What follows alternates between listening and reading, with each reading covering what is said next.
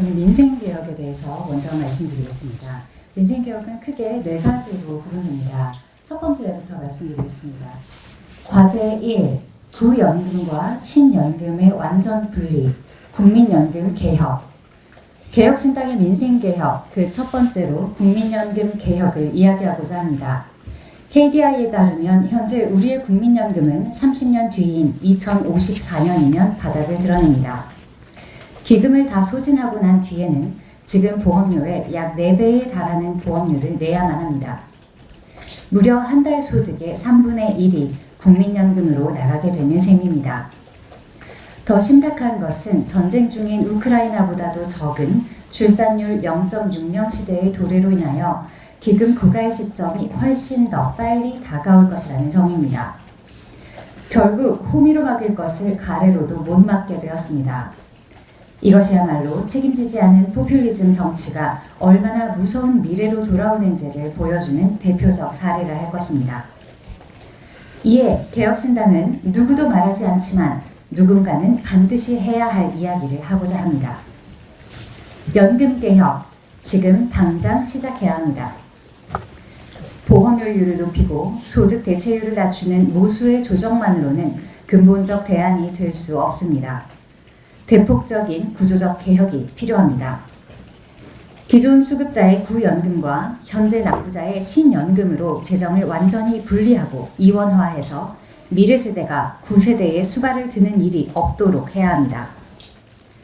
구연금의 급여는 정책 신뢰성 차원에서 정부 재원으로 최대한 맞춰주되 납부액의 최고 2배에서 3배를 받는 상황을 지금 그대로 유지할 수는 없습니다. 저출산, 고령화로 인한 고통 분담 차원에서 연금 수급액은 일정 부분 감액해야만 합니다. 신연금에 해당하는 미래 세대는 덜 받을 각오가 필요합니다. 초과 수익은 과감히 포기하고 그래도 최소한 낸 만큼은 돌려받는다는 많지는 않지만 안정적인 수급을 선택해야만 합니다. 급격한 저출산에도 영향을 받지 않고 영구적으로 안정적 연금을 지급하기 위해서는 납부 시 수급액이 정해지는 확정급여형을 연금을 받을 때 급여가 결정되는 확정기여형으로 전환해야 합니다. 또한 KDI 모델에 따르면 보험료율도 15.5%까지 올려야만 하는데 이는 현실을 감안하여 13년간 0.5%포인트씩 단계적으로 인상하겠습니다. 이때 발생하게 될 재정적 손실은 구연금에서 감액된 급여를 재원으로 보전하면 됩니다. 이렇게 되면 구세대의 고통 분담과 미래 세대의 초과 수익 포기로 세대 간 형평성을 제고하고 국민연금의 안정화를 꾀할 수 있습니다. 연금 개혁, 지금 하지 않으면 빚만 눈덩이처럼 불어날 뿐입니다. 개혁신당이 바꾸겠습니다. 두 번째 과제입니다. 지속 불가능한 대한민국 의료 어떻게 바꿀 것인가? 우리나라의 의료는 전국민 건강보험이 태동한 이래 최대의 위기를 맞이하고 있습니다. 저출산, 고령화, 인구의 감소와 더불어 왜곡되고 편향된 의사결정 체계와 도덕적 해이를 부추기는 여러 요인들로 인해 현 추세의医療 이용으로는 수년 내에 건강보험 재정의 고갈과 적자 전환이 예상됩니다. 현재 핵심 의료의 위기는 이미 충분히 숙련된 의사들이 현장에서 이탈하고 새로 배출될 의사들이 핵심 의료를 선택하지 못함으로써 발생합니다. 이는 핵심 진료 과목의 중요성과 의학 교육의 연속성을 생각할 때 대한민국 미래의료의 총체적 수준을 저하시키는 심각한 현상이라 하겠습니다. 또한 과거 정상적으로 운영되던 중증 응급의료 인프라의 붕괴와 지역의료의 소멸 역시 우리 세대가 해결하지 않으면 안 될 필수적인 정책입니다. 이에 개혁신당은 지속가능한 의료의 발전을 위해 다음과 같이 제안합니다. 첫째, 지속가능한 건강보험 운영 시스템을 새롭게 구축해야 합니다. 의정 동수의 합의체를 구성하여 법제화된 보건의료 거버넌스를 구축하고 건강보험 정책심의위원회의 합리적 미래지향적 운영을 논의해야 합니다. 건강보험 재정의 불필요한 낭비를 막기 위해서는 심사평가원의 진료비 심사 사유와 내역을 투명하게 공개하는 것이 필수적입니다. 또한 반복되는 의료 대란을 막기 위한 대형 병원의 전문의 고용 비율 보장 및 양질의 의학교육과 수련 환경 개선을 위해 전공의 단체의 합법적인 활동을 보장해야 합니다. 둘째, 핵심 진료 과목은 정책적으로 보호해야 합니다. 의협 산하 각 분과 학회를 통한 공식 자문기관을 지정하여 무과실, 비고의적 의료 결과에 대해 민사 책임 제한 및 형사 면책, 무과실 의료 악결과에 대한 국가 기금을 설립해야 합니다. 거점 중증 응급의료센터는 통폐합하여 지역 병원에서도 규모의 의료가 가능하도록 정책적으로 집중 지원하고 의사뿐 아니라 간호사, 의료기사, 보조인력 등을 필수적으로 고용하도록 해야 합니다. 또한 적절히 합의된 인센티브 제도를 도입함으로써 응급 혹은 중환자를 수용할 수 있는 팀이 안정적이고 원활하게 운영됨과 동시에 현재 일부 공공병원에서 발생하고 있는 도덕적 해이 또한 해결할 수 있습니다. 셋째, 지역의료 인프라 확립에 대해서는 효율적으로 기능하는 연락망이 필수적입니다. 인구 및 지역사회의 규모를 고려하지 않은 상태에서 전국의 모든 지역에 모든 규모의 병원이 존재할 수 없다는 것을 냉정하게 인정해야 합니다. 대신 그에 대한 대안으로 기존에 존재하는 보건소 및 보건지소를 적극 활용하여 지역 거점병원, 인근 대학병원과의 핫트랙 및 의사 중심의 전원 시스템을 구축함으로써 효율적 환자 분배 및 이송이 가능하도록 추진하겠습니다. 현실에 입각한 보건의료 개혁 없이 국민 건강의 미래는 없습니다. 오직 개혁신당만이 할 수 있습니다. 과제 3. 유명무실한 규제 샌드박스 전면 개편. 개혁신당은 현재 유명무실해진 규제 샌드박스를 전면 개편하겠습니다. 신기술, 신산업에 대해 규제 완화 측면에서 선허용, 후규제 취지로 도입된 규제 샌드박스는 도입 취지가 무색하게도 오히려 스타트업의 발목을 잡는 규제 블랙홀이 되어버렸습니다. 현실적으로 대부분의 스타트업은 많은 비용과 시간이 소모되는 실증 특례를 할 여력이 없습니다. 또한 영국의 경우 6개월, 일본의 경우 최대 1년이면 해결되는 실증 특례가 우리나라에서만 기본 2년에 추가 2년까지 최대 4년이나 걸리고 있습니다. 그래서 신속 확인 신청을 통해 정부에 문의하고 답변을 얻고자 하지만 정부의 소극적 대응으로 인해 신청서 검토 단계에서만 벌써 수개월을 소비하기 일쑤입니다. 기간이 길 뿐만 아니라 어떻게 진행이 되고 있는지조차 알 수 없다 보니 스타트업 입장에서는 답답하기만 할 따름입니다. 또한 담당 부처 역시 6개 부처로 산재하여 있다 보니 중복 업무는 물론 책임을 지는 모습도 찾아보기 어려워 규제 완화의 실효성이 떨어지는 것이 현실입니다. 이에 개혁신당은 첫째, 실증 특례 기간을 6개월로 대폭 축소하겠습니다. 현행 2년인 실증 특례 기간을 영국이나 일본 수준인 6개월로 단축하고 연장도 최대 1년까지만 할 수 있도록 하겠습니다. 둘째, 신속 확인 신청 시 진행 상황을 실시간으로 공개하겠습니다. 신속 확인 신청 시 온라인 홈페이지를 통해 진행 상황을 실시간으로 투명하게 공개할 수 있도록 하겠습니다. 셋째, 제도 운영 부처를 통폐합하고 일원화하겠습니다. 6개 부처, 8개 분야로 산재하여 있는 현행 신청 창구 및 조정 기능을 국무조정실로 통폐합하여 행정력의 낭비를 막고 절차를 간소화하겠습니다. 개혁신당이 규제개혁과 스타트업 생태계의 청신호가 되겠습니다. 과제 4. 가칭 백종원 사관학교 설립으로 자영업자들의 창업부터 성공까지. 자영업자들이 매우 힘든 상황에 처해 있습니다. 외식업의 경우만 해도 지난해에만 약 1만 8천 개의 업체가 폐업을 하였습니다. 또한 대부분의 창업은 기회 창업보다 생계형 창업이 2배 이상 많았으며 작년 말 기준 자영업자들이 갚지 못하는 대출 규모가 1년 새 50%나 증가하였습니다. 정부는 대형마트 규제, 제로페이, 공공배달 앱, 프랜차이즈 규제 등 다양한 자영업 부양책들을 펼쳤으나 효과를 보지 못했습니다. 좀 더 확실하고 현실적인 문제 해결 방안이 필요합니다. 먼저 지역별 민관협력 자영업 상생지원센터 가칭 백종원 사관학교를 설립하겠습니다. 각 지자체별로 민간 전문가가 함께 참여하는 자영업 상생지원센터를 설립하여 창업부터 운영의 전 과정을 지원하고 관리하겠습니다. 창업 단계에서는 인허가 제도 안내와 빅데이터와 AI 분석을 통한 상권 포화도, 매출 활성화도를 예측하여 안정적인 진입 관리를 지원하겠습니다. 운영 단계에서는 1:1 컨설팅을 통한 맞춤 지원 및 마케팅, 제품 개발 등에 대한 지원을 통해 경쟁력 제고 방안을 제안하고 일회성 지원이 아닌 지속적 관리를 통해 안정적 경영이 이루어지도록 하겠습니다.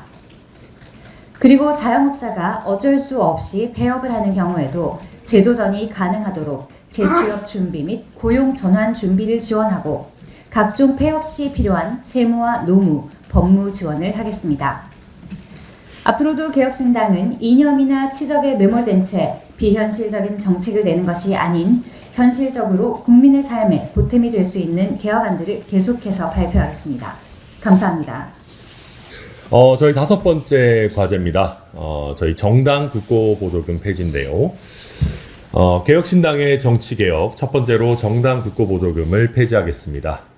올해 40총선 선거보조금으로 총 501억 9,700만 원의 세금이 정당에 지급됩니다.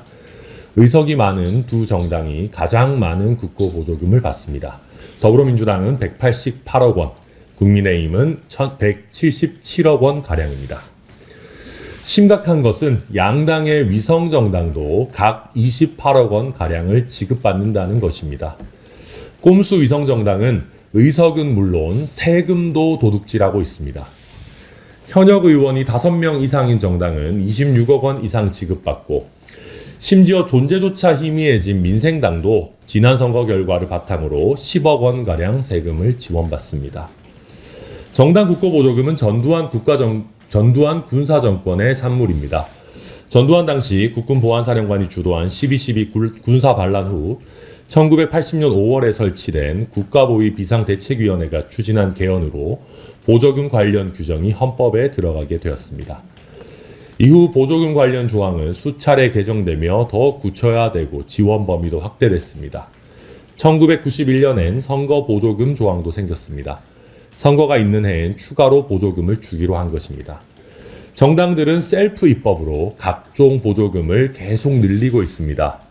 2002년엔 정당의 여성 후보자 추천에 대한 보조금이, 2010년엔 장애인 후보자 추천에 대한 보조금이, 2022년엔 청년 후보자 추천에 대한 보조금이 각각 도입됐습니다. 2001년부터 2021년까지 연평균 628억 원이 넘는 세금이 정당의 운영에 쓰였습니다. 총액은 무려 1조 2,570억 원에 이릅니다. 과도한 국가보조금은 정당의 자생력을 훼손합니다. 정당은 국가기관이 아닙니다. 정당은 정치적인 뜻을 같이 하는 당원들이 납부한 당비에 의해 운영되는 것이 당연합니다. 세금에 의존해서 정당이 운영되다 보면 국민의 지지를 적극적으로 모을 필요가 적어집니다. 실질적인 당비를 받을 필요성이 낮다 보니 선거 때 갑자기 1,000원 당원을 끌어모아 당내 경선에 영향을 미치는 행위를 제약할 이유도 없습니다. 한국 정치가 갑작스러운 조직 동원에 취약한 근본적인 이유입니다. 정당 국고보조금을 없애고 정당이 당비 수입으로 운영되도록 해야 합니다. 꼼수 위성 정당이 추가로 세금까지 받아가는 일은 없애야 합니다. 국고보조금이 없더라도 공직선거법에 따른 선거비용 보전은 얼마든지 가능합니다. 정치자금법상 선거보조금은 정당으로, 공직선거법상 선거비용 보전금은 후보자에게로 각각 지급되고 있습니다. 선거와 관련해서 세금이 이중으로 지원되는 것입니다. 뿐만 아니라 연말정산 시 정치후원금에 대한 세액공제를 통해 연 10만 원까지 당비와 정치후원금을 사실상 다시 환급하고 있습니다. 정당의 세금이 3중으로 지원되는 것입니다. 정당 국고보조금은 없애는 것이 맞습니다. 오히려 당비와 정치후원금에 대한 세액공제를 늘리거나 세액공제 방식이 아닌 정치후원금 바우처 제도 도입을 통해 각 정당이 당비, 후원금을 받기 위한 적극적인 경쟁에 나서도록 해야 합니다. 세금이 아니라 국민의 지지에 의존하는 정당, 적극적으로 국민의 마음을 얻기 위해 노력하는 정치, 개혁신당이 만들겠습니다. 네, 과제 6번, 완전 국민 경선제 법제화입니다. 시스템 공천은 사기입니다. 공천관리위원회가 몇 주간의 짧은 시간 내에 그 많은 후보자를 제대로 심사하는 것은 불가능합니다. 실제로 국민의힘 공천관리위원회는 장해찬 후보의 공개된 막말도 제대로 잡아내지 못했습니다. 재산 내역을 공천관리위원회에 거짓으로 제출해도 공천 전에 잡아낼 방법도 없습니다. 더불어민주당 세종갑 이영선 후보의 경우가 명확하게 보여줍니다. 그럼에도 시스템 공천이라는 거짓 표현을 꾸역꾸역 쓰면서 지금의 시스템을 유지하는 것은 당대표의 공천권을 지키기 위해서입니다. 의정활동 평가라는 명목으로 당 기여도 같은 정성평가 항목을 넣고 이를 통해 비명 의원들에게 0점, 최하점을 부여합니다. 그래서 비명 행사 공천을 합니다. 이것이 어떻게 공정합니까? 일반 국민 여론조사를 일정 부분 섞으니 괜찮다고요? 일반 국민 여론조사도 조직된 당원, 지지자의 응답 비율이 압도적이라는 것, 여의도에서 모르는 사람이 없습니다. 당원에게 일반 국민이라고 응답하라고 해서 문제된 사례가 한두 건이 아닙니다. 아직도 이유 모를 전략 공천, 단수 공천이 횡행합니다. 이것이 어떻게 시스템 공천, 공정한 공천입니까? 애당초 당대표의 공천권이라는 것은 없습니다. 공천권은 본래 당원과 국민의 것입니다. 개혁신당은 당대표 1인의 독재식 공천을 원천 차단하여 공천권을 당원과 국민들께 돌려드리겠습니다. 공직선거법을 개정하여 완전 국민 경선제를 법제화하겠습니다. 본선거 90일 전에 각 당의 경선 후보가 선거관리위원회에 재산, 병역, 납세, 전과를 신고하여 경선 과정에서부터 본선거와 마찬가지로 모든 정보가 투명하게 공개되도록 하겠습니다. 허위 신고에 대한 제재도 동일하게 적용하여 세종갑 이영선 후보의 사례를 막겠습니다. 본선거 60일 전에 선거관리위원회의 선거관리 하에 국민이 본선거와 동일하게 투표소에서 각 당의 후보를 선출하는 완전 국민 경선 방식의 예비선거, 즉 오픈 프라이머리를 치를 수 있도록 하겠습니다. 당대표가 공천권을 사유화하려고 수단과 방법을 가리지 않는 현실에서 모든 정당이 완전 국민 경선제에 동의할 것을 기대하기는 어렵습니다. 그래서 저희 개혁신당은 각 당이 완전 국민 경선제를 활용할 수 있는 선택권을 부여할 것을 제안합니다. 완전 국민 경선제를 의무화하는 것이 아니라 각 당이 활용 여부를 결정할 수 있도록 법제화하자는 것입니다. 밀실에서 권력자의 입김에 의해 정해지는 후보와 치열하게 예비 선거를 거쳐 국민에 의해 정해지는 후보 중에 누가 더 본선거에서 경쟁력이 있을지는 자명합니다. 그럼에도 자당의 정체성을 지키는 것이 더 중요하다고 보거나 역선택을 우려하여 공관위 공천이나 당원 경선 제도를 선호하는 정당이 있으면 그 의사를 존중하는 것도 좋을 것입니다. 예비선거에 참여하는 경선 후보에게 예비선거 이전부터 일정 기간 동안 정치 후원금을 받을 수 있도록 하면 현역 의원에게만 유리한 현행 후원금 제도의 부작용도 완화할 수 있을 것입니다. 개혁신당은 완전 국민 경선제를 법제화하는 데 앞장서겠습니다. 권력자의 사천, 밀실 공천을 넘어 대한민국 정치를 투명하고 생동감 있게 진정 국민의 것으로 바꾸겠습니다. 네, 7번째 과제입니다. 광역단체장 결선투표제 도입입니다. 개혁신당은 이미 대통령 결선투표제를 공약했습니다. 대통령의 선출 방식에 있어 최종적으로 국민 과반수의 지지를 얻은 사람이 선출될 수 있도록 대통령 선거에 결선투표제를 마련해야 합니다. 그렇게 선출된 대통령 국정 운영의 책임성과 연속성을 강화할 수 있도록 4년 중임제 개헌을 하는 것이 필요합니다.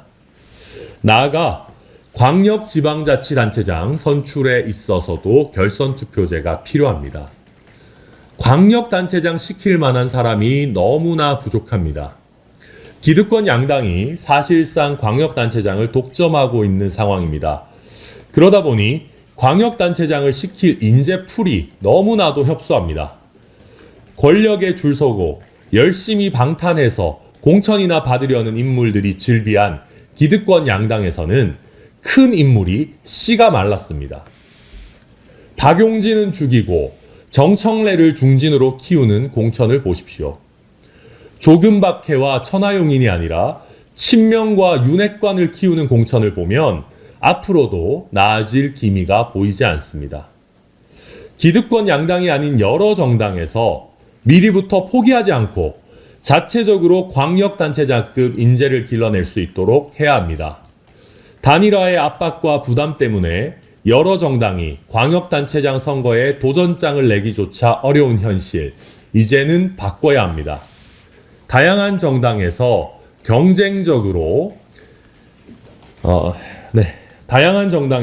경쟁적으로 인재를 발굴하고 국민 앞에 내어놓고 국민이 여러 선택지 중에 최선의 후보를 선택하실 수 있도록 해야 합니다. 개혁신당은 큰 인물을 길러내는 정당이 되겠습니다. 대통령 선거는 물론이고 광역단체장 선거에도 적극적으로 임하겠습니다. 개혁신당뿐만 아니라 큰 인물을 길러내는 정당은 많으면 많을수록 좋습니다. 큰 인물이 등장하지 않는다고 한탄만 할 것이 아니라 큰 인물이 등장할 수 있는 길을 다양하게 열어야 합니다. 광역단체장 결선투표제는 공직선거법 개정만으로 가능합니다. 광역단체장부터 큰 인물들을 다양하게 키워내고 결국 그들이 대통령 선거에 도전할 수 있도록 선순환 구조를 만들어야 합니다.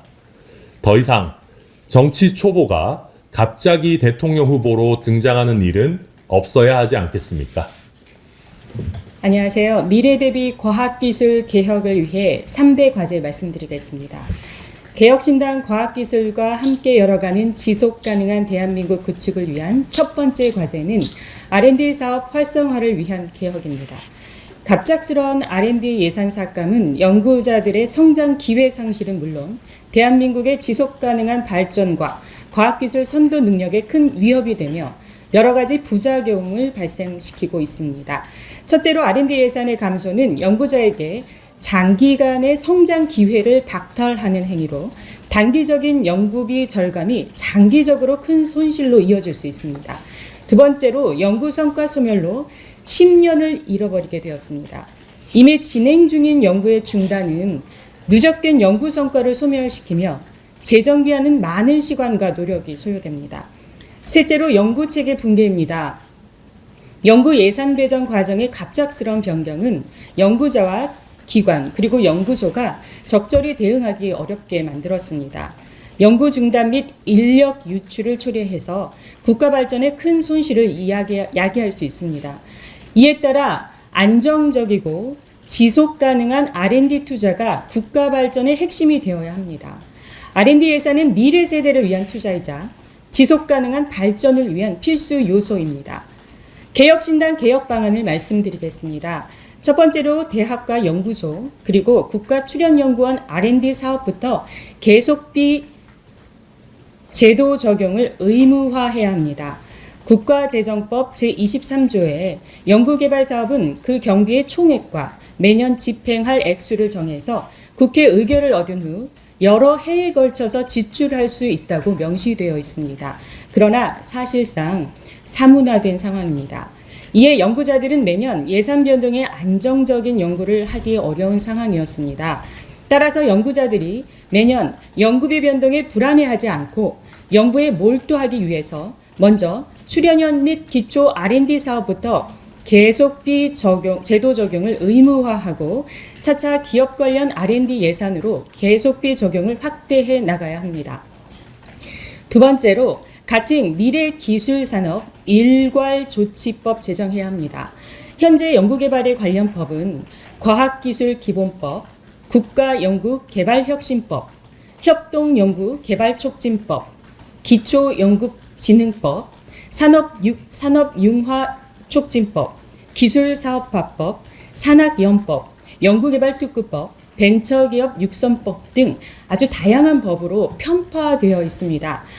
각 법령별로 범위나 방법 그리고 대상 등이 상이해서 혼란을 겪고 있습니다. 따라서 이에 가칭 미래기술산업 규제 일괄조치법을 제정하여 연구개발에 대한 다수의 법률을 통일하고 체계적이고 일괄된 미래기술산업 연구개발 지원을 해야 합니다. 개혁신당 과학기술과 함께 열어가는 지속가능한 대한민국 구축을 위한 두 번째 과제는 데이터 시대로의 대전환입니다.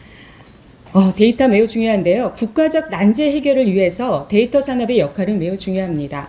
데이터 산업의 발전의 필요성입니다. 저출산과 고령화 문제로 대한민국을 포함한 전 세계의 중대한 도전 과제로 대두되고 있습니다.